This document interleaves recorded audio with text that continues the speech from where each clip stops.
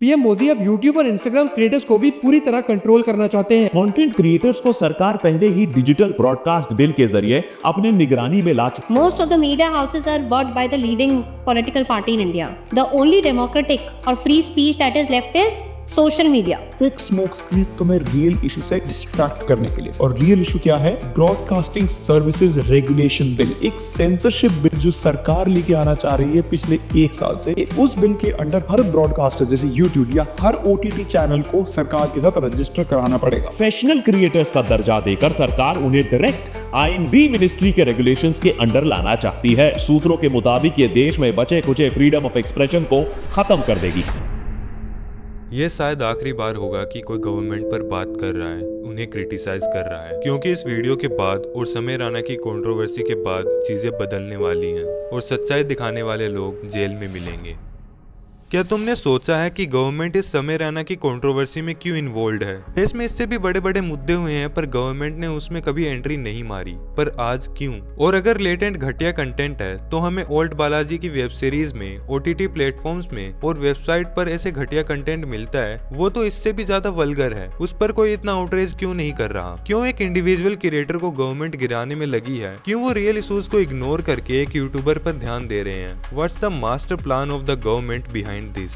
The answer is censorship. India में जितने भी OTT प्लेटफॉर्म्स हैं, जो भी मूवीज बनती हैं वो सेंसर बोर्ड से होकर गुजरती हैं और गवर्नमेंट मेक श्योर करती है उस मूवी में कोई भी ऐसी चीज ना हो जो गवर्नमेंट को एक्सपोज या क्रिटिसाइज कर रही हो। क्योंकि अगर बात गलत चीजों को सेंसर करने की होती तो गालियों वाली वेब सीरीज और B ग्रेड मूवीज अवेलेबल नहीं होती। लेकिन जैसे गवर्नमेंट के खिलाफ कुछ आता है, सेंसर बोर्ड उसको रिमूव कर देता है। ऐसा ही मंकी मैन मूवी के साथ हुआ था, जिसके अंदर पॉलिटिशियंस एक्सपोज हो रहे थे तो मूवी का एक बड़ा हिस्सा हटा दिया गया। ऐसा ही रूल गवर्नमेंट यूट्यूब इंडिया के लिए लाना चाह रही है, जहां पर कोई भी क्रिएटर बिना गवर्नमेंट के रजिस्ट्रेशन के वीडियोस नहीं डाल पाएगा और जो भी वीडियोस अपलोड होंगी वो गवर्नमेंट के थ्रू होकर जाएंगी। मतलब जितनी भी तुम पॉलिटिकल क्रिटिक्स वीडियोस देखते हो जो कि टीवी मीडिया की तरह बिकी हुई नहीं है, वो सब तुम्हें देखने को नहीं मिलेंगी। अगर गवर्नमेंट को कभी भी लगेगा कि ये चीज उनके खिलाफ है या फिर उनको क्रिटिसाइज कर रही है, ये उस चीज को अपलोड होने ही नहीं देंगे, और अपलोड कर दिया है तो रिमूव करवा सकते हैं, उस क्रिएटर को जेल में भेज सकते हैं, उसका चैनल बैन करवा सकते हैं। Audience manipulated bye PR। पूरी ऑडियंस मैनिपुलेट हो रखी है अपनी इंस्टाग्राम फीड की वजह से। कई क्रिएटर्स वीडियो बना रहे हैं, समय राणा गाली देता है, वो वल्गैरिटी प्रमोट करता है, जबकि वो जोक समय ने बोला ही नहीं था। इट्स ऑल रणवीर्स मिस्टेक्स, जिसके लिए बंदा माफी भी मांग चुका है, और उसके लिए उसको जेल भेजना, फांसी देना, शो बंद करवा देना सेंस नहीं बनाता है। इन सभी टॉपिक्स पर मैंने मेरे पिछले वीडियो में बात की है, उसको ठीक से समझाने की कोशिश की है, वो जो जोक था वो सही था या नहीं, समय का बाइकआउट होना क्यों सेंस नहीं बनाता है। तुम उस वीडियो में चेकआउट कर सकते हो। इस वीडियो में मैं सिर्फ गवर्नमेंट की इस कॉन्स्पिरेसी पर बात करने वाला हूँ, जहाँ पूरा इंटरनेट तुम्हें मैनिपुलेट करके एक इंसान की ओर ध्यान डाल रहा है और एक ऐसा बिल पास करना चाह रहा है जो तुम्हारी फ्रीडम ऑफ स्पीच तुमसे छीन लेगा। इमेजिन करो कोई पॉलिटिशियन तुम्हारे साथ कुछ गलत कर देता है, तुम उसकी वीडियो बनाकर भी नहीं डाल पाओगे क्योंकि चीजें तब गवर्नमेंट के अंडर हो चुकी होंगी। NCERT की क्लास 9th में हिस्ट्री का एक चैप्टर है फ्रेंच रेवोल्यूशन। उस चैप्टर में लुई 16 की डिक्टेटरशिप के बारे में बताया है, जहाँ पर किंग मीडिया को कंट्रोल करता है। कुछ भी पब्लिश होने से पहले वो किंग से होकर गुजरता है। अगर कोई भी बात किंग या उसके एम्पायर के अगेंस्ट होती है तो उसे हटा दिया जाता है, और फिर भी कोई ऐसी चीज पब्लिश कर दे तो उस इंसान को जेल में भेज दिया जाता था। अब इंडियन गवर्नमेंट करने वाली है सोशल मीडिया के साथ सेंसर बिल पास करवाकर, जिसमें सेंसरशिप के नाम पर रियलिटी सेंसर हो जाएगी। जस्ट लाइक नॉर्थ कोरिया, वहाँ लोगों को गवर्नमेंट को क्रिटिसाइज करना अलाउड नहीं है। अब इंडिया में ऐसा ही होने वाला है, और गवर्नमेंट ने बिल पास करवाने के लिए समय राणा को अपनी सीडी बनाया है, एंड बहुत सारे अंधभक्त उस चीज में गवर्नमेंट का साथ भी दे रहे हैं। तुम इस मुद्दे को जितना बड़ा बना रहे हो, मुद्दा इतना बड़ा है ही नहीं। It's just a escape route for the media. वो रियल न्यूज छुपा रहे हैं और असली मुद्दे किसी के सामने नहीं आ पा रहे हैं। व्हाट अबाउट कोलकाता केस, उसमें जस्टिस मिला? अतुल सुभाष को जस्टिस मिला? क्या उन सभी केसेस में इतना ज्यादा आउटरीच हुआ था? नहीं। और ना ही उसमें गवर्नमेंट, पार्लियामेंट और मीडिया इन्वॉल्व हुई। आज जो ये नेता प्रोटेस्ट कर रहे हैं, इनका बैकग्राउंड चेक करो, ये कितने बड़े हिपोक्रेट्स हैं। लोग पॉलिटिकल कनेक्शंस होने पर मुजरिम को ऐसे लिखवाकर छोड़ देते हैं, और यहाँ पर जोक मारने पर एक बंदे का करियर खत्म किया जा रहा है। सो अपनी आंखें खोलो and stop doing this shit. Manipulate होना बंद करो, उस क्रिएटर को सपोर्ट करो। इतने ही जागरूक बनना है तो तुम्हें रियल केसेस पर बनो। जोक को क्राइम की तरह ट्रीट करना और क्राइम को जोक की तरह ट्रीट करना बंद करो। आउटरीच करना है तो मुकेश चंद्राकर के केस पर करो, जहाँ पर एक ट्रू जर्नलिस्ट को मारकर सेप्टिक टैंक में फेंक दिया। तब कहाँ था गवर्नमेंट और तब कहाँ था ऑडियंस का ये आउटरीच। ये सारे जागरूक लोगों का और पॉलिटिशियंस का प्रोटेस्ट तब सो गया था। जो लोग बोल रहे हैं गाली देना गलत है, वल्गर है, पूरी दुनिया देती है गाली। अगर इस तरीके से चीजें चलेंगी तो आधी से ज्यादा दुनिया जेल में होनी चाहिए। लोग गाली देकर बोल रहे हैं कि गाली देना गलत है, ऐसे शो को बंद करवा देना चाहिए। बच्चे क्या सीखेंगे? फर्स्ट ऑफ ऑल यूट्यूब और इंस्टाग्राम नॉट फॉर किड्स। ये पेरेंट्स की जिम्मेदारी है, इसका एक्सेस वो अपने बच्चों को देते हैं। मोरल्स सिखाना पेरेंट्स का काम है, कॉमेडियंस का नहीं। Comedy is an imaginary thing, उसको रियलिटी से कनेक्ट करना इज जस्ट लाइक चंपक पढ़कर फिजिक्स को समझना। ओटीटी पर जो भी मूवीज सेंसर होकर जाती हैं, जिन्हें गवर्नमेंट पास कर देती है, उनमें कितने ज्यादा वल्गर सीन्स होते हैं मुझे बताने की जरूरत नहीं है। यहाँ पर एक इंडिविजुअल क्रिएटर ने शो को खड़ा कर दिया, बड़े बड़े ओटीटी प्लेटफॉर्म्स को चैलेंज कर दिया और उसको पूरा यूनिवर्स गिराने में लगा हुआ है। समय रैना खुद से ऊपर नहीं आया है, जनता ही थी जिसने उसको ऊपर पहुंचाया है। और वही हिपोक्रेट ऑडियंस पेड पीआर से मैनिपुलेट होकर बाइकआउट समय रैना चिल्ला रही है। तुम्हारे इस आउटरीच का कोई तो फायदा उठा रहा है और वो गवर्नमेंट और ओटीटी प्लेटफॉर्म्स हो सकते हैं। कंक्लूजन, अगर सोशल मीडिया सेंसरशिप जैसा कोई ब्रॉडकास्टिंग बिल पास हो गया तो तुम बचा कुचा क्रिटिसिज्म और जर्नलिज्म भूल ही जाओ, क्योंकि इंडियन मीडिया पूरी गवर्नमेंट के अंडर कंट्रोल में रहती है। वहाँ पर वही चीज पब्लिश होती है जो वो चाहते हैं। ऐसा ही फिर यूट्यूब और सोशल मीडिया पर होगा। 2024 में जब ब्रॉडकास्टिंग बिल पास हुआ था तब एक यूट्यूबर के चैनल को बैन कर दिया गया। There is a channel called as Bolta Hindustan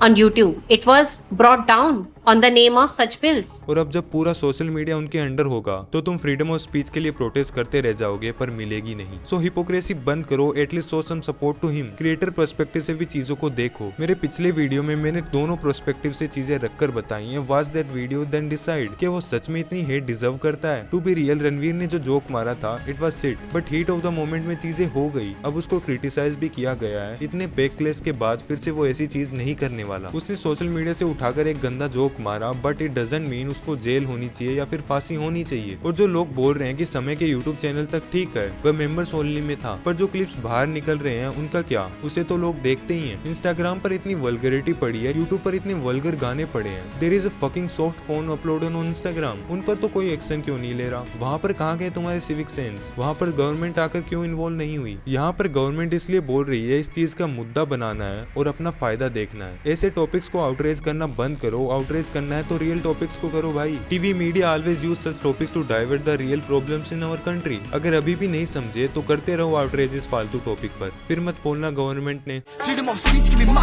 एक जोक डार्क कॉमेडी के अंडर तब तक आता है जब तक अगला बंदा कंफर्टेबल है। अगर वो कंफर्टेबल नहीं है फिर तुम वो जोक मार रहे हो तो ये सही नहीं है। पर समय रैना ने ऐसा कुछ भी नहीं किया है, बल्कि उसने तो ऐसे लोगों को प्लेटफॉर्म दिया है जो डिसेबल थे, बट डार्क कॉमेडी थी जिसने उन लोगों को जीने की वजह दी। So as a creator and a citizen of India, अपनी फ्रीडम ऑफ स्पीच को प्रोटेक्ट करने के लिए मैं समय रैना का सपोर्ट करता हूँ। समय रैना की कॉमेडी की वजह से ही मैं अपनी बैड सिचुएशन से निकल पाया हूँ और मेरे जैसे लाखों लोगों की उसने मदद की है। तो इस वीडियो को जितना हो सके शेयर करो ताकि सब लोगों तक ये बात पहुंचे और गवर्नमेंट कोई ऐसा सेंसरशिप बिल ना ला पाए जो हमारी फ्रीडम ऑफ स्पीच को छीन ले। और मैटर नहीं करता तुम छोटे क्रिएटर हो या बड़े, समय को सपोर्ट करते हो उसके लिए एक वीडियो जरूर डालो। So that's it for the video. Thanks for watching. और डार्क ह्यूमर को समझने के लिए मेरी ये 2 वीडियोस देखना मत भूलना।